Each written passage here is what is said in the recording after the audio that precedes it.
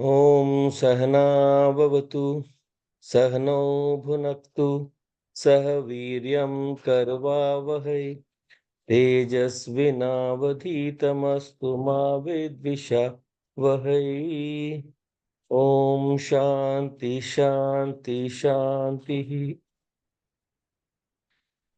ॐ गणानां त्वा गणपतिगं हवामहे कविं कवीनामुपमश्रवस्तमं ज्येष्ठराजं ब्रह्मणां ब्रह्मणस्पत आनशृण्वन्नोतिभिः सीदसादनम्। ॐ श्रीमहागणपतये नमः। सरस्वती नमस्तुभ्यं वरदे कामरूपिणि विद्यारम्भं करिष्यामि सिद्धिर्भवतु मे सदा।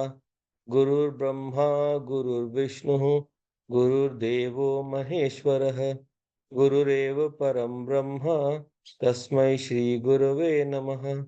तस्मै श्रीगुरवे नमः। Okay, so we are on this third chapter of the Nyaya Sutras.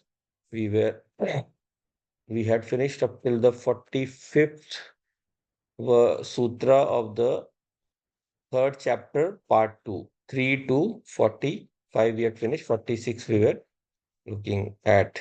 So just have a quick look at 45 once again, just to recap, and then we'll move on.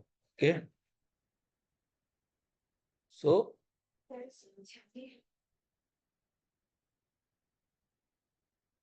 3 to 45. Karma anavasthai agrahanaat. So we were earlier also discussing in this section whether knowledge is the knowledge means the vritti jnanam, the knowledge of the thought knowledge, whether it is temporary or permanent. So we discussed mainly through the different uh, ways in which memory is stored and how each memory is recollected by the mind. There is some kind of impulse or impetus that is provided. All these we looked at in these various different kinds of impetus we saw here. So pranidhan, nibandh, etc. By these, a memory is jogged, a memory is awakened. So that shows clearly that that knowledge uh, that is brought to us, the knowledge of, even though it remains stored in the memory, it doesn't go away. In that sense, it is permanent, but it is not available for us all the time. There will at one time only be one thought that is prevailing, the current thought. And those other thoughts, then they can be thought of similarly to come and go.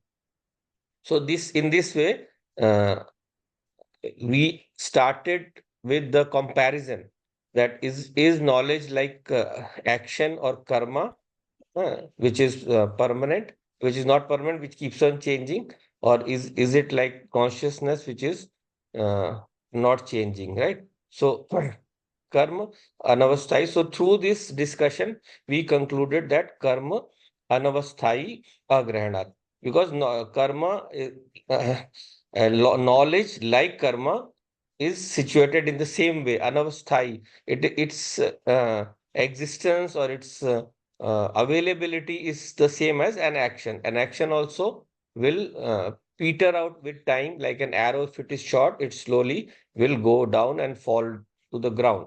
Similarly, same thing with the knowledge that is obtained by observing an object. The objective knowledge, it keeps going and coming. So it is anavasthai grahana. It does not remain permanent. It comes and goes. And that is why, because it cannot be grasped at the same time. All knowledge comes in sequence, one after the other. It is never available in one continuous flow at all the times, right? So in analyzing any action such as the falling of the arrow, it's written here, we find the arrow undergoes a series of movements in the course of its falling on the ground.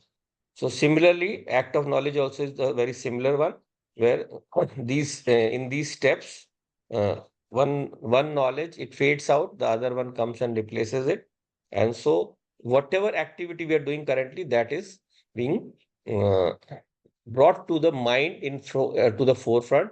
so that it can do what it wants to do at that particular moment, right? So if I'm like ironing my clothes, then I suddenly remember that yes, I had a very important school or office work to do, then I have to drop that action. I have to drop that work I'm doing and I have to focus my mind on the next job on hand. So that is a utility also of this knowledge being transitory, so that we can focus on the job at hand. Otherwise, we'll be stuck in that previous job only, right? So in this way, karma anavasthai. Now, the comparison here was to consciousness, right? Consciousness retains the memory. Consciousness is the holder of everything. It is the holder of the whole body, the mind, and so on. So that is why consciousness is the one permanent connection between one memory and the last. So that is why I remember what I experience in my childhood, which we saw as earlier also as pratibodh, as a kind of memory that stays with us when we our whole body has changed.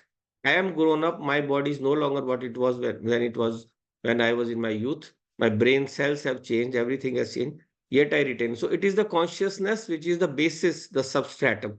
So does that consciousness also change? That is being explored in the next few sutras. And remember, this is something we did in Tattva Bodh. So this is where it comes from. Yahan se wo aaya. Here is the basis from where the logic came. If you remember, in Tattva Bodh, we did that consciousness is not a part, product, or property of the body. Consciousness is an independent principle that pervades and enlivens the body, and so on. Those five things we did, right? So here, this thing is being discussed here. So we look at the 46th sutra. बुद्धि अवस्थानात् प्रत्यक्षत्वे स्मृति अभाव. बुद्धि अवस्थानात् प्रत्यक्षत्वे स्मृति अभाव. So if we look at it, buddhi is the vritti jnanam, the thought, the knowledge. So because that buddhi is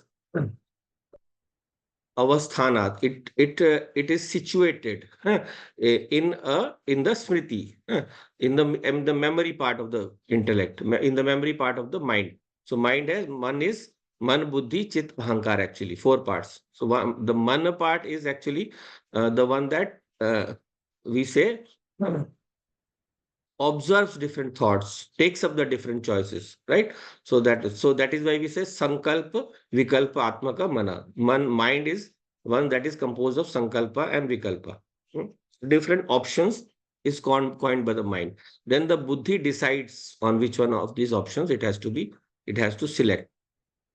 So buddhi uh, uh, you cannot accept as stable or permanent, because the memory would remain even when the object is not there. But when the object is not there, either we are observing a new object, our mind is focused on that, or if we bring that thought to the front from my memory, then I have to remove my focus from all other objects in front of me. तभी वो पुरानी बात ध्यान आएगी. Then only I will remember that old thought or old experience. So it says here that if we accept that buddhi is never changing, then all the objects that we have observed in the past will always be in front of me, always be remembered by me directly. And that is why the knowledge will be of any object. And that this also, in a way, it proves the anityatvam or of buddhi, the impermanence of the buddhi or the knowledge of the objects. Okay, so then next one.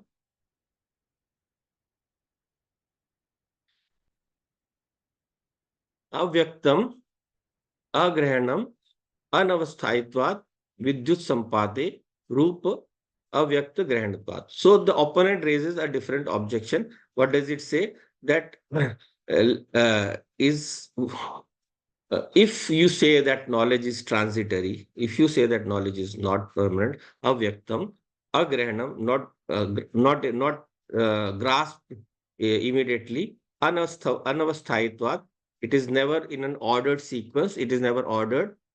Vidyut sampati, just like a flash of lightning. Vidyut is a flash of lightning. So when there is a flash of lightning, then we observe an object for an instant, but that memory sometimes we are not able to retain because that flash goes away very quickly. So sometimes we are not looking properly, we will not be able to discern or observe or determine what object we are looking at. So in this way he says that if you are saying your buddhi is so transient, it is so flickering, then it won't be able to have a full image of the object.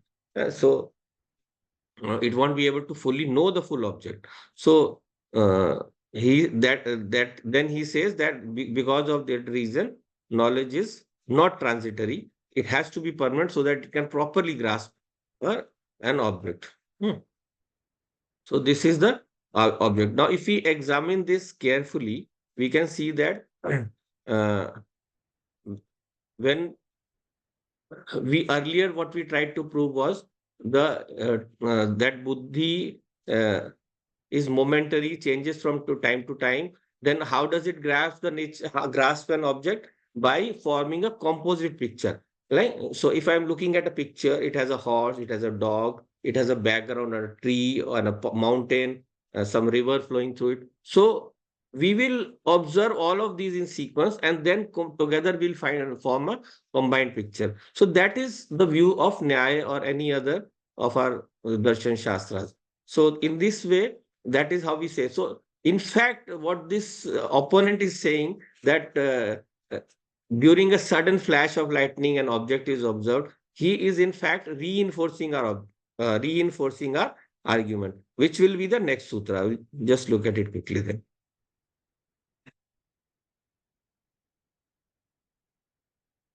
So, hetu upadanat pratished प्रतिषेध व्यात अभ्य अनुज्ञा. So he says hetu upadanat. The argument that you are giving, hetu is a cause. No, hetu is a cause. So from the argument that you have advanced, pratished, the whatever you wanted to disprove, pratished. You want to deny something. In fact, you are only admitting that you are only admitting that thing that you want to disprove. How? Because he says that knowledge is not transitory. But now he's saying that there is a flash of lightning. In that also an object is apprehended. So when an object is apprehended in a flash of lightning, that means that one image at least is formed, howsoever unclear.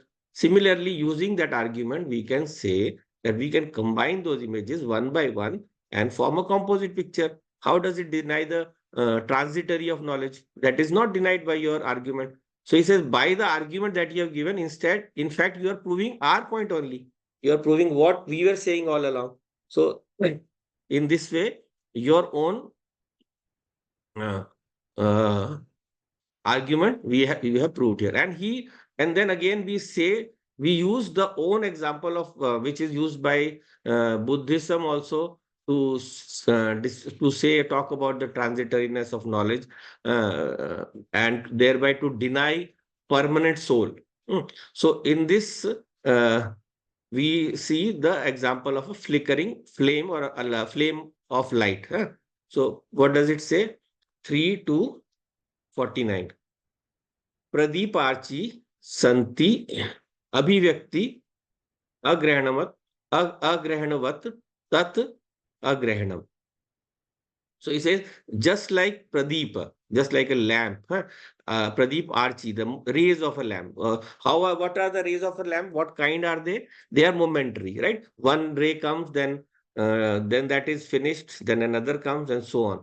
So if in modern science terms, the photons are constantly bombarding your eye, and whatever the change in the shape of the flame is there, that will be observed by the eye. But even though the flame is actually not one, but a series of flames.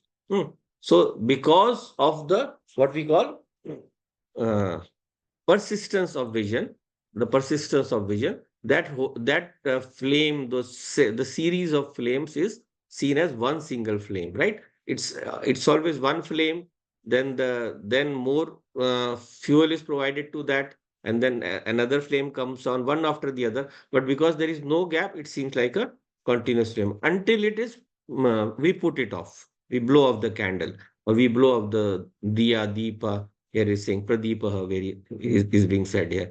So till then, it appears permanent. When we blow it off, then we realize, oh, it's gone. That means it is not permanent, right? So something can have the appearance of permanence due to persistence of vision, or persistently or our observation of different aspects of something. That means that that that object, even though appearing permanent, it cannot be it. Uh, it can even though appearing permanent, it cannot be permanent. It has to be transient or transitory, or changing momentarily. So then we now examine from this.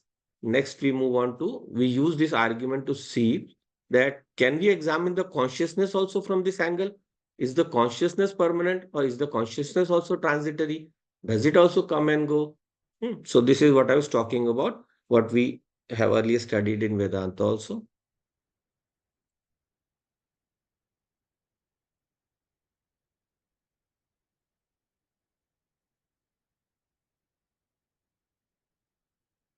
Okay, so here, remember the word, I'll just read the sutra first. Dravya swaguna parguna uplabdehe sanshaya. Dravya. So, whenever there is a substance, dravyam, we observe the qualities of itself. So, swagunaha. And then also paraguna, we also observe properties which are not there, which are not the properties of this. So, there is a doubt whether the knowledge perceived in our body is a quality of its own. So knowledge here is one knowledge is the objective knowledge. Then is the within the body is our subjective knowledge, the knowledge of the soul, the atma, the consciousness. So is it a property of the body or not? Is consciousness a property of the body or not? That is the thought that comes to mind. We have to understand it. We have to prove whether it is right or not. Hmm.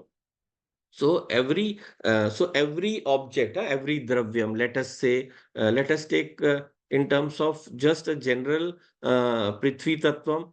So all Prithvi Tattva has what? All five properties: Shabda, Sparsha, Rupa, Rasa, Gandha. All five are there. And then if you go on to something more subtle, then water, then what is one property that water will not have? जल में क्या नहीं होगा? शब्द स्पर्श रूप रस गंध में से anyone can tell? Manisha, George?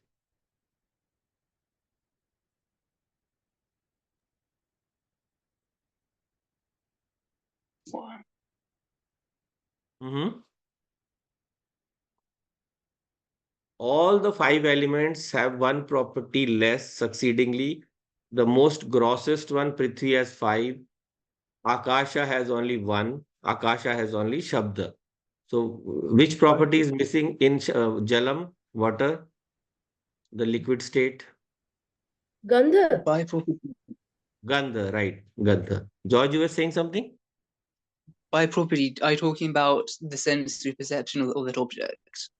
Yeah, whichever the property that the sense objects perceive. So the five senses, they perceive five different properties: Shabda, Sparsha, Rupa, Rasa, Gandha. So Shabda, Gandha is perceived by the nose. Yeah, but in water, in pure water, there is no smell. If there is smell, there is some mixture of some Prithvi Tattva inside that, right? So that is why Gandha is not there, but it will have the remaining four, right? So in any substance, there will be properties that are there and there that are not there. So if we transit from solid to the liquid aspect, or rather to pure water, then we will observe one property is missing there, which is there in other. So when we examine these properties sequentially, then we will see that in any object there will be different properties which are there. So here what does it say? There is a sanshaya.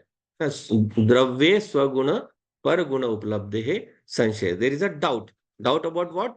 In in the self, the Chetan Atma, the consciousness, there is that. Is it a property of the body? Is it like, so the body comes together, certainly some chemicals come together, and then consciousness suddenly arises within. So uh, that is something that is never observed in nature or by any experiment of science, right? We have done the Michelson-Morley experiment, where they combined a lot of the primal gases that were there at the beginning of the universe, and they circulated them, passed electricity to them, and then at the end some organic material was produced. Some of the different amino acids and certain other organic materials were produced. But did that organic material have life? No, anything that is an object will always be jadam. Anything that we can see, anything, even the body itself, it's jadam. Its consciousness is not the part of the body or property of the body. Whenever the body, whenever a person dies, then the consciousness does not come back. However much you try, if it comes back, then then that means the consciousness still had not departed. Here we are talking about the mind, which is the reflector of the consciousness, the Sukshma Shariram. The Sukshma Sharira reflects the consciousness and makes it available for the body. So, in this, we are examining whether that consciousness is a property of the body or not. So, we shall see in the next sutras that how do we reason about that.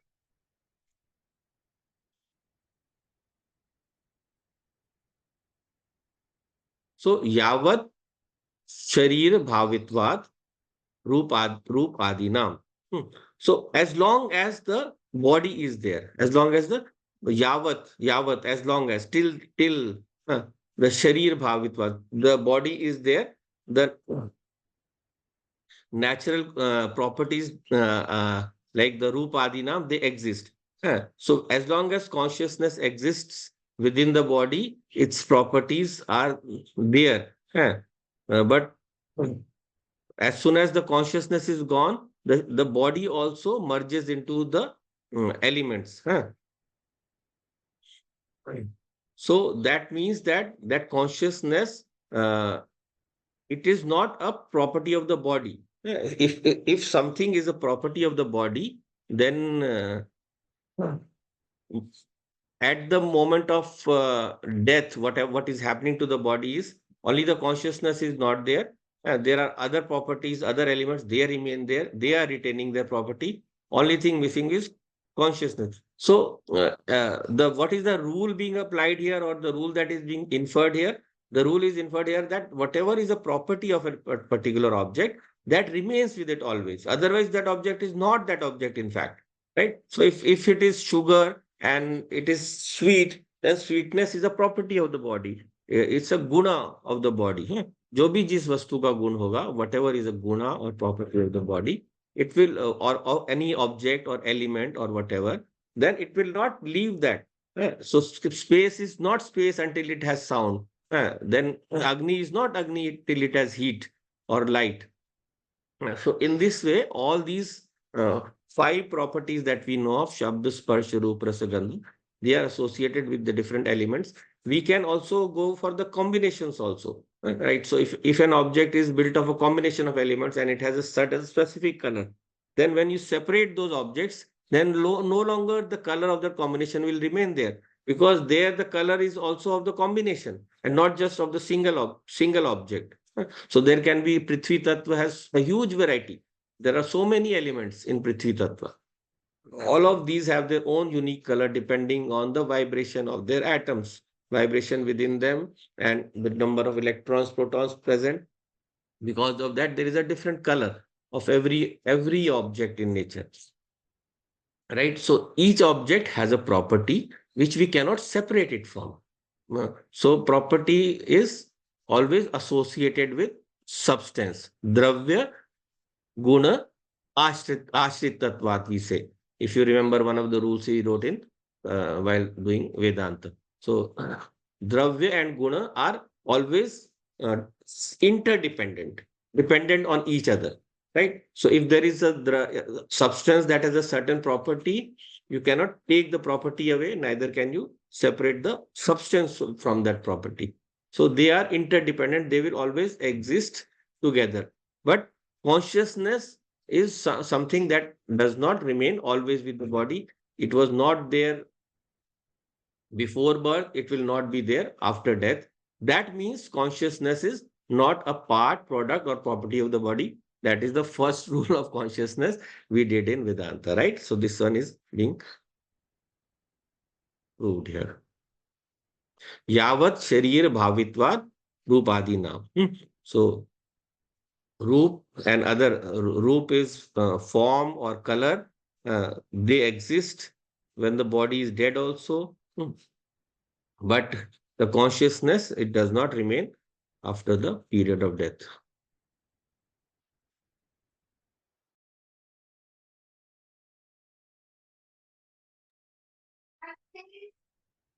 Then we observe in uh, life a lot of changes in colors of objects, a lot of changes where a chemical reaction happens, sometimes a physical reaction happens, then there is a change in the properties. So what is he saying here? Na pakaj gunanta utpatte. So pak is when you cook something or heat something or to curate something, then what happens is gunantar utpattehe. Then the qualities change. Then the qualities change. So he is giving a very valid opposition. He says you are saying that the property does not leave an object, but then in the case of a pot, when you mature it, when you heat it, it what does that color change from? It changes from the dark gray color to a reddish color. So have we added anything? No, we have not added anything, right? So he says that because in that case, a change of gunas, a change of properties is observed, then how can you say that this consciousness is not like those properties only that come upon maturation? Like we brought two things together and then suddenly, this is a argument of modern scientists also. So they will say that two things will come together and suddenly consciousness will be produced. But in practical experience, it has never been observed that you bring any kind of organic chemicals together and you can produce a living thing. You can modify a living thing. You can change an existing living thing and its structure. You can introduce something in there. The introduction is only to the body part, not to the consciousness part. The consciousness is not changed. So, how do we answer this argument?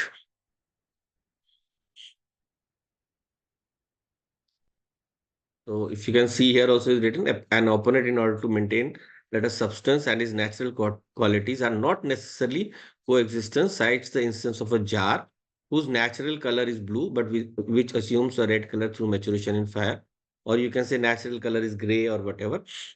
So you know where this comes from. Whenever these sutras are explained by various acharyas, then they write a bhashyam on that. They write a commentary on that. So this is basically what you are reading below here is is a translation of that commentary, right?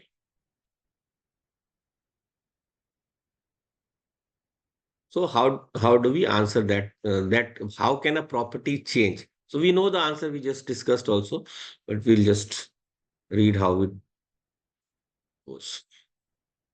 Pratidvandi asiddhehe pakajanam pratishedah. So he says the opposition, this is no opposition to our logic because this opposition would be there if there is a production of opposite qualities. So there are two things here. So one is one property changes to another property, right? So here we are saying that by a combination of two properties, one property can modify in content. So like when an object of blue color merges with a yellow color, then what color happens? What color it changes to? Green, right? So it is a mixture which causes a change. It is not a total reappearance of a new property. It is not a total reappearance. It is always a change in a hue, change in the shade that happens. That is because two substances are coming together. They have different properties. So the next object which is formed, it will have a different physical arrangement, right? So the crystal structure might be same, or the overall physical structure might not be the same. So due to that, the light reflected will be a different color than the previous one. But that does not mean that a colorless object comes and suddenly a color is produced, right? So if you mix two bowls of water, and however much you shake them, it does not have the property of color. So then how can you observe that color? No, it has a certain form. The form will change. So that form is two containers of water. Like you have one container that is like a beaker, another that is jar. You put them in a very big jar, so it'll be a totally different shape. So, but that does not mean that there is no shape earlier, right? So that is why we are saying that it is a mixture of qualities, a mixture of gunas. It is never a reappearance, it is a fresh appearance. So consciousness is a fresh appearance. There is never a period of no. There is nothing called no consciousness and consciousness, right? So all the time, it would be, your argument would be valid if there were different kinds of consciousness, and we join them together to produce a totally different kind of consciousness. But consciousness is one and the same. It is the same in all beings. It is all pervading. So all pervading will come to later. We have not proved so far. So let's not jump the gun. But if we see so far, what we have clearly proved is that the properties might change through a combination, but there is never a fresh reappearance of a property, right?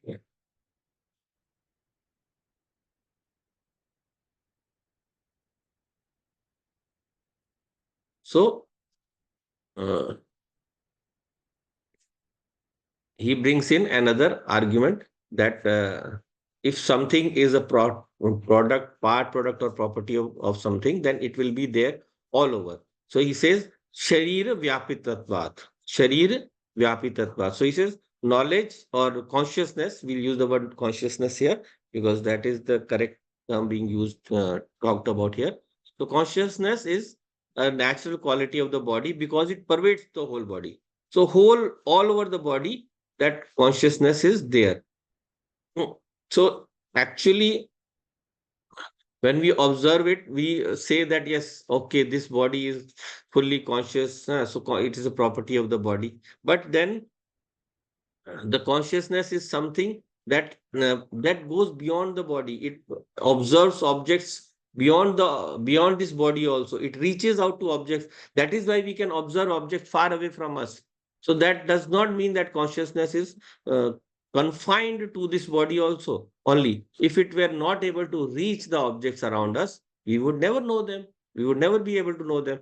So we go here step by step. We go to the parts where this consciousness is not available, and yet we cognize them. They are the parts of our own body. Which are they? 3 to 55. I hope I am not going too fast because we're doing this after so many days. And so I hope I'm being clear because this is something we have done earlier also, and I'm not giving too many examples for these arguments because you've done these examples also many times. Manisha, George, I hope it's okay. The speed is okay, or should we slow down? Yeah. No, it's fine. Yeah, Fine. yeah, it's Okay. quite easy to follow. Yeah, that's why, because you have done this so much before.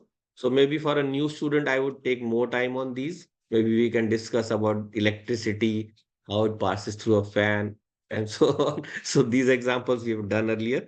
So Kesh Nakh Adishvan Uplabdhe. So if you split it, Kesh Nakh Adishu, then U plus A become Va in Sandhi. So I think George has done some Sanskrit, so you would know. So Kesh Eko Yanachi Sandhi is there. So Kesh na Khadishu Anuplabdhe. So Anuplabdhe, it is not available. What is not what is unavailable? Consciousness. Where? Kesh and Nakhadishu. So consciousness is not there in the hair and in the nails. right? So that means that if consciousness were a part of the property of the body, these nails have grown from this body itself. I cut these off, they'll again grow out. But yet there is no perception on in them. There is no the skin, like you can through the skin you can perceive any touch, but through the nail you cannot perceive. Same with the hair also. The hair also you cannot perceive. If you're touching your hair with the hand, then the perception is your hand touching that. If there is someone else touching your hair, then the perception is due to the pressure the hair feels onto your scalp, onto your the skin of your head. So in actual, that is why we are able to cut them off also, no? Without, otherwise you'll be screaming in pain when I cut the nail. When I was a young kid, no, I went with my dad's elder brother's wife. So she would my taima from in Indian language, and then she told, "I'm going to take you for a haircut." So I had not done a haircut. This was my brilliant. I had done a haircut, and this was my first one. And before that, I had just had my hair fully shaved off. Yeah, the we call the Mundan Sanskar. So that I didn't remember. So after that, when my hair grew long, very long, I had very long hair, like a girl it was.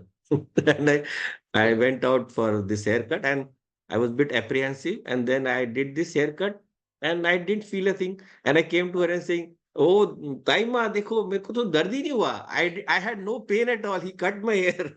So I didn't know that it doesn't hurt to have your hair cut. So same thing with Kesh Nakhadishu Anuplabdhe. This consciousness does not pervade the whole body. It is not found in the hair and nail, etc. Yet we can perceive them. Yet they are part of the body. So that consciousness is not there. So therefore, this consciousness cannot be a natural property of the body. In the same way, this consciousness is pervading the whole universe around us. My consciousness can reach out to any object anywhere in the universe as long as my sense organs make it available, as long as my sense organs reach close enough to perceive that. Never will the consciousness not have the ability to perceive, to be unable to perceive rather anything. तो ये चेतना हमेशा ही किसी भी वस्तु को हमेशा जान पाएगी, बस हमारी इंद्रियां खुली रहनी चाहिए, our sense organ should be open, then that is the only limitation. So this consciousness, that means it pervades all over the universe, yet all the universe is not conscious. It's not moving around, right? It would be funny if your bed would start to walk. So in this way, the consciousness does not pervade all of these. That is, it is they don't exhibit signs of sentience.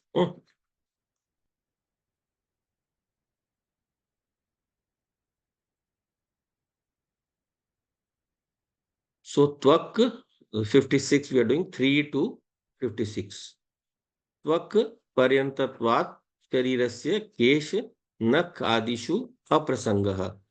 So twak paryantatvat. So body is bound by touch. Whatever parts of the body, whatever organs of the body, they are all covered by our skin.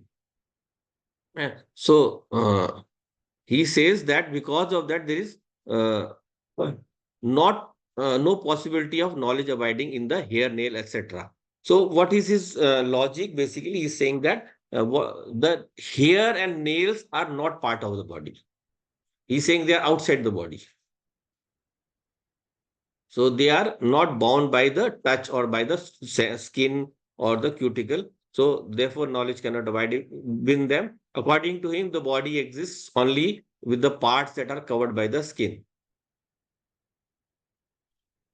So how do it is a very silly argument, because even though if even how are they not part of the body when they are always attached to the body?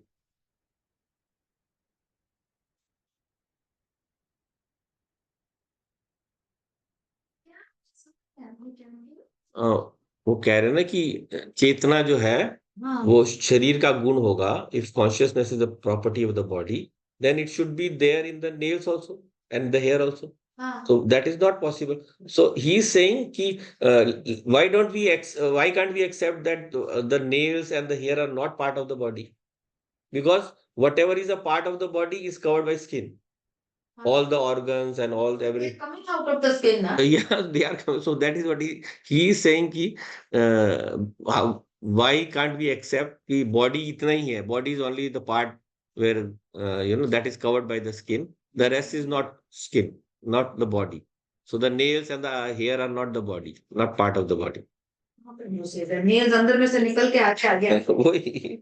So that is what I'm saying. It's a silly argument, but that they have to examine every possibility. No, it's not a silly argument for the teacher. The arguments are given by the teacher only to prove everything clearly. So 57th we are on to Sharir Guna Vaidharmyat. Sharir Guna Vaidharmyat. So we say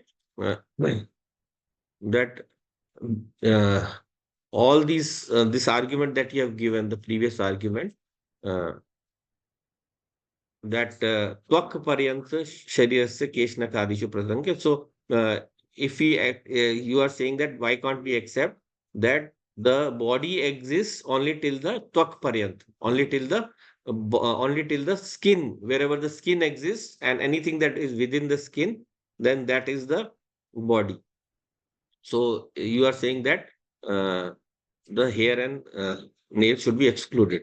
So whatever does not have consciousness, he wants to exclude from the argument. So we say sharir guna vaidharmyat. So we say that the body itself, sharir itself, it has two kinds of gunas. One is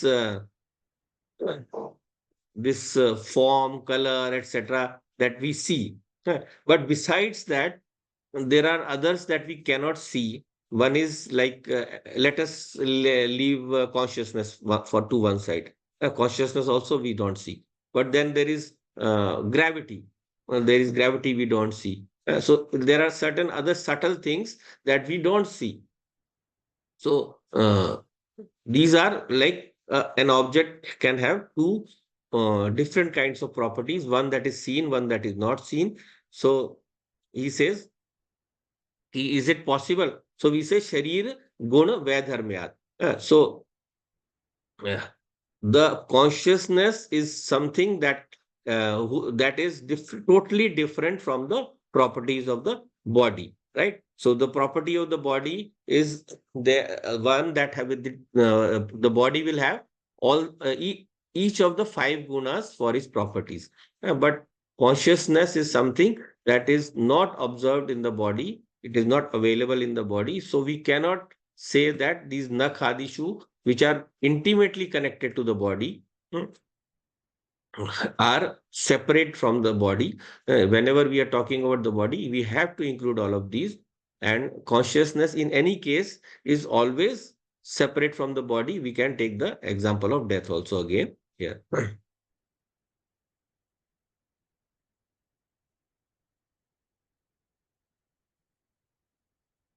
So here you can see it's written also.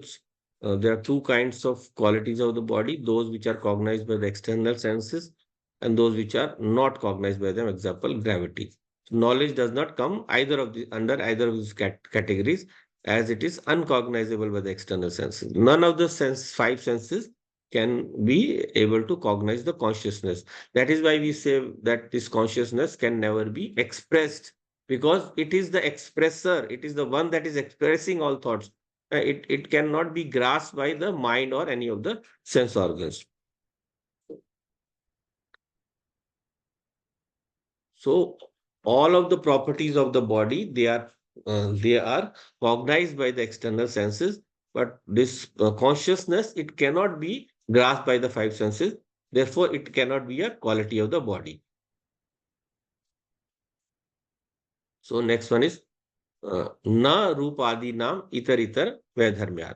He says this we don't accept because of the mutual difference in the character of color, etc. So he says, like if you are saying that consciousness is not a quality of the body, that is other different qualities are observable by the five senses, then I would say that all of the properties are different from each other.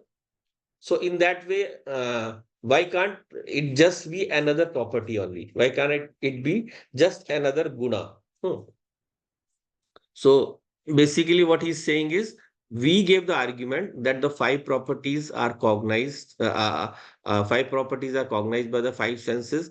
Therefore, the five properties are one bunch, and the consciousness is separate bunch because it is beyond the cognition of any of the five senses. So he says then the five properties in themselves are different from each other. So why can't I say like form, rupa, is one kind of guna and the others are another kind of guna. So then rupa is equivalent to consciousness. That means that I should accept either I should accept that consciousness is also a property like all the other five, uh, or I should accept that the consciousness is something that changes. So we reply to this objection. How does the author reply? Endriyakatvat rupadinam apraticheda. So, so whatever he has said, we have covered this earlier also. Whatever the properties of the body, whatever the properties of any of the objects also around us, they are cognized by the sense organs, which are part of the body. The sense organs are part of the body, right? They are not separate from the body. So whatever is a part of the body is cognizing the properties of the different parts of the body. A consciousness is not a part of the body. It leaves the body at the time of the death. Therefore, it has to be considered as something that is independent of these. The body itself, the dravyam, the gunam, all of these are separate and consciousness is a separate. So we saw, if you remember the fifth rule of consciousness, consciousness is an independent principle that pervades and enlivens the body. This is being said here, right? Of the five properties of consciousness, this is the one.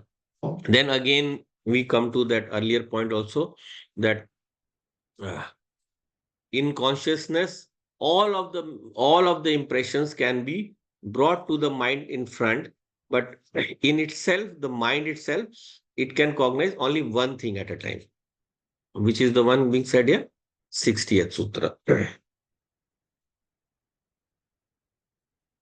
Okay, so we went pretty fast. We started from 45, we are on to 60. 60. So Super fast.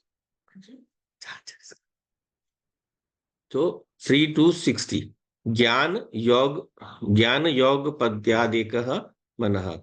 So mind is one only on account of the non-simultaneousness of cognitions. So mind is located within the body at a certain in a certain part of the body.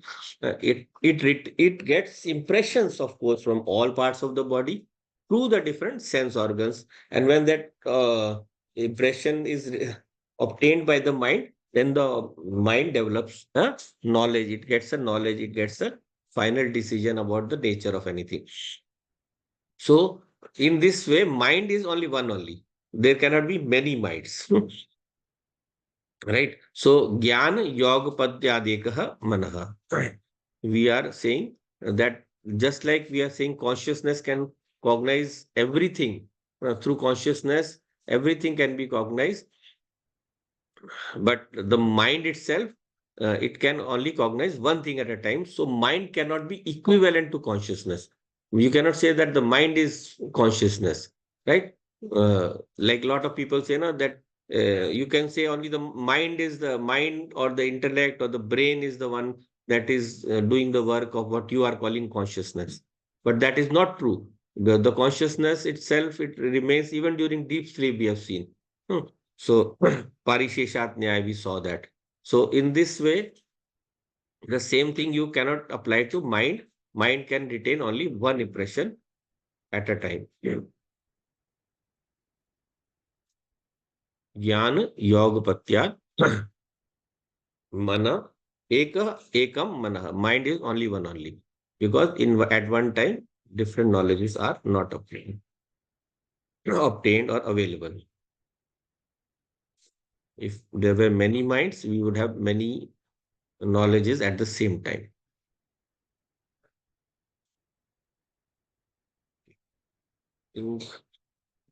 So 61 now. न युगपद अनेक क्रिया उपलब्ध है.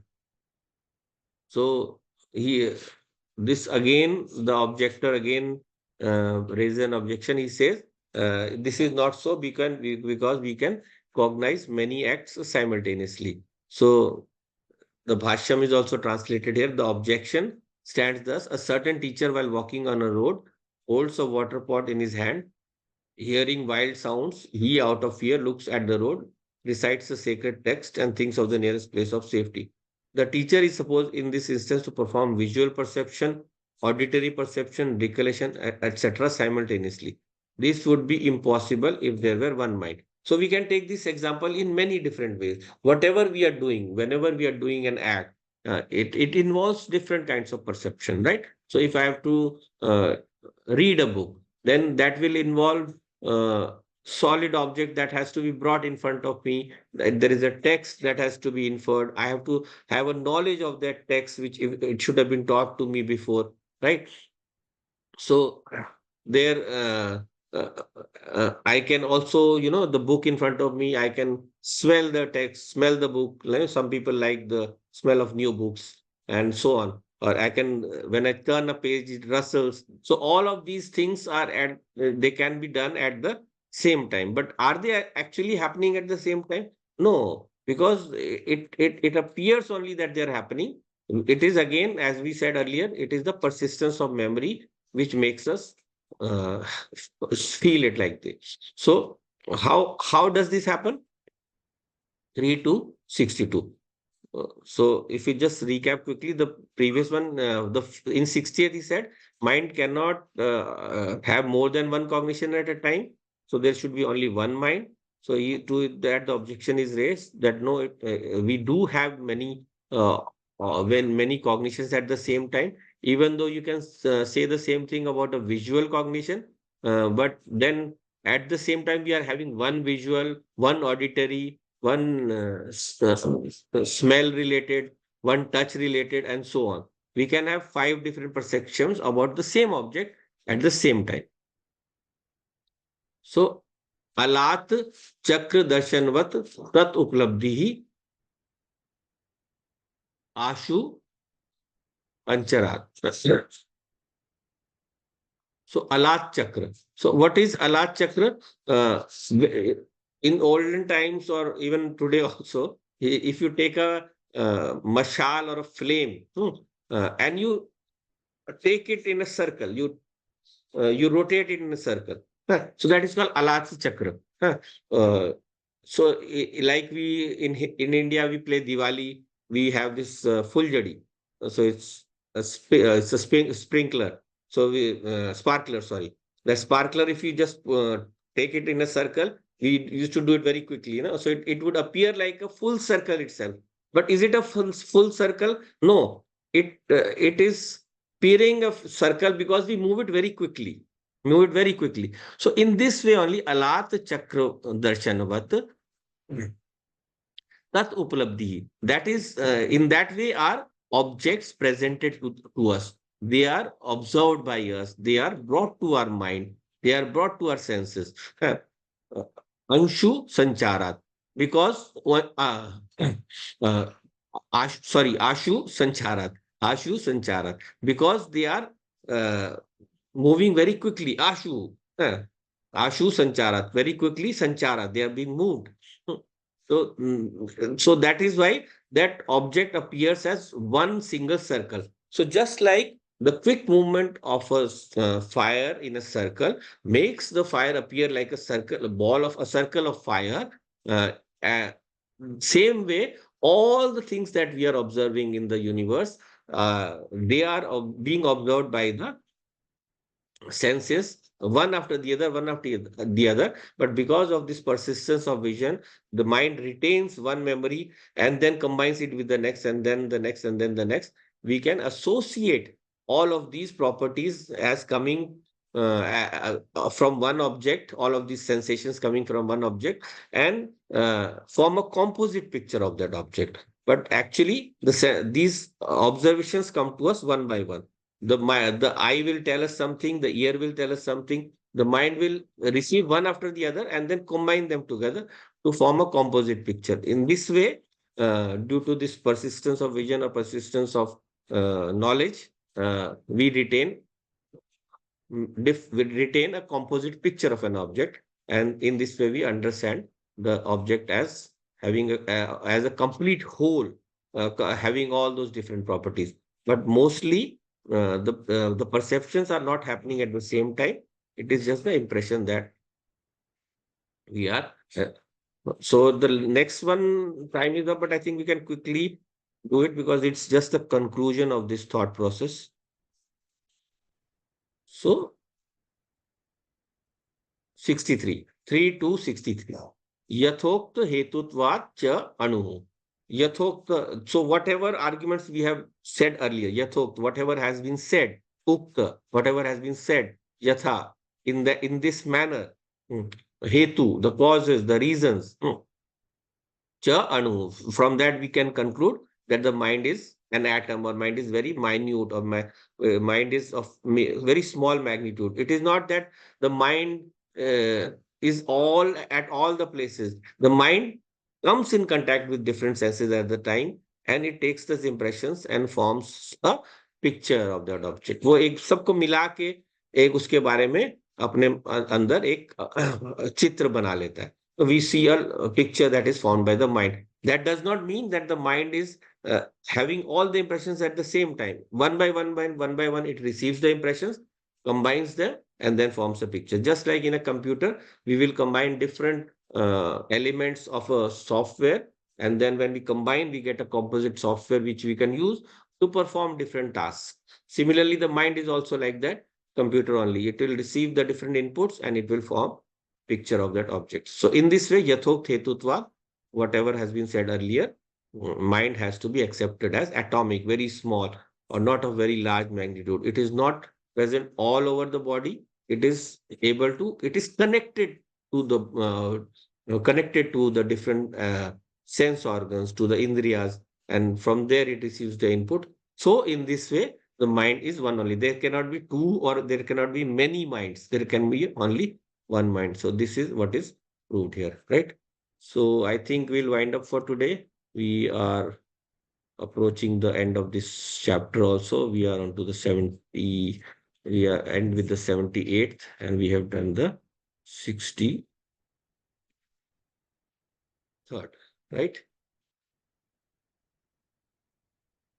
So we'll wind up, and Om Purnamadav Purnamidam Purnat Purnamudachyate Purnasya Purnamadaya Purnameva Vashishyate. Om Shanti Shanti Shanti. Hari Om Shri Gurubhyo Namaha. Hari Om.